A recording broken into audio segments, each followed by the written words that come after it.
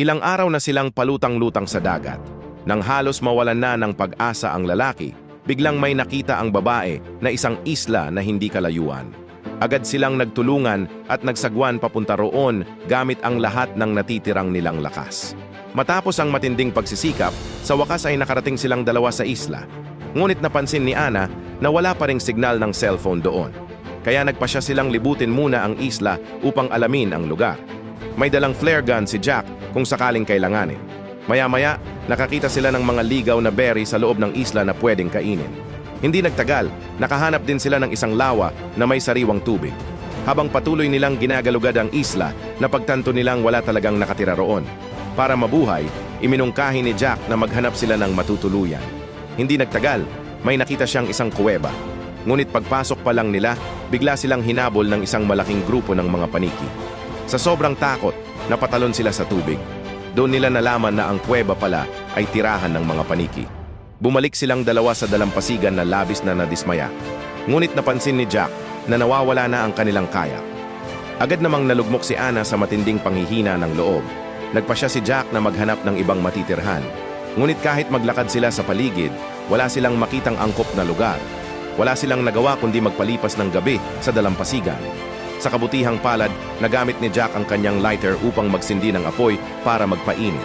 Ngunit sobrang nilalamig pa rin si Ana, kaya ibinigay ni Jack ang kanyang jacket sa kanya. Hindi makatulog si Ana dahil sa takot. Kahit ang pinakamaliit na ingay mula sa mga palumpong ay agad niyang napapansin. Kinabukasan, nagising si Jack at napansin niyang wala si Ana. Agad niya itong hinanap sa dalampasigan. Nakita niya si Ana na gumuguhit ng malaking distress signal sa buhangin.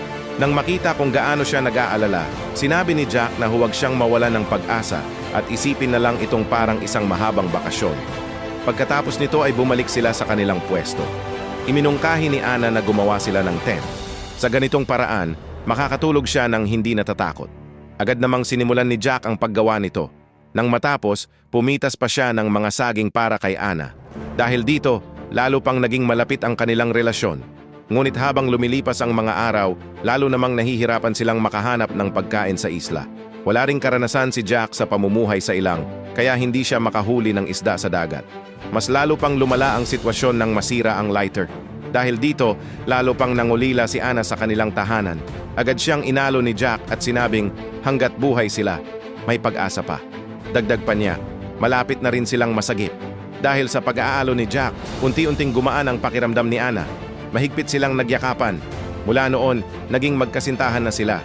Para mapasaya si Ana, madalas siyang yayain ni Jack na maglaro sa lawa. Kapag naman umuulan ng malakas, sumasayaw siya kasama niya sa ulan. Dahil dito, tunay na sumaya si Ana. Lumipas ang ilang buwan at unti-unti silang nasanay sa buhay sa isla. Tuwing gabi, sabay nilang pinapanood ang magagandang paglubog ng araw. Natuto rin si Jack kung paano mangisda sa dagat. Isang araw, habang natutulog si Ana, pumunta si Jack sa kagubatan upang pumitas ng mga bulaklak para sa kanya. Bigla niyang narinig ang ugong ng isang eroplano sa himpapawid. Agad siyang tumakbo papunta sa dalampasigan ng buong bilis. Ngunit sa kasamaang palad, hindi niya makita kahit saan ang flare gun. Wala siyang nagawa kundi sumigaw ng tulong patungo sa eroplano. Ngunit masyado silang malayo. Hindi siya narinig ng mga tao sa loob nito. Nang dumating si Ana, sinisi niya si Jack kung bakit hindi niya ginamit ang flare gun. Sinabi ni Jack na hindi niya ito mahanap. Hindi naniwala si Ana at bumalik sa tent upang hanapin ito. Patuloy niyang pinagsabihan si Jack dahil sa pagkawala nito. Nauwi sa matinding pagtatalo ang dalawa at naghiwalay sila nang hindi maganda ang loob. Lumipas pa ang isang buwan. Ang distress signal sa dalampasigan ay nabura na ng mga alon. Wala silang magawa kundi maghintay ng pagligtas habang puno ng panghihina ng loob. Nagdasal si Ana na sana ay mailigtas na sila agad. Bigla namang nakarinig si Jack ng kakaibang unggol mula sa kagubatan. Dahil sa pag-uusisa, pumasok siya upang tingnan kung ano iyon. Hindi nagtagal, sumunod si Ana sa kanya dahil nag-aalala siya. Sa sandaling iyon, may lumitaw na isang maitim na anino. Nang tignan ito ni Jack ng mabuti, napagtanto niyang isa pala itong itim na panther. Nang maunawaan ang panganib, agad siyang tumakbo upang iligtas ang sarili. Narinig ni Lisa ang ingay.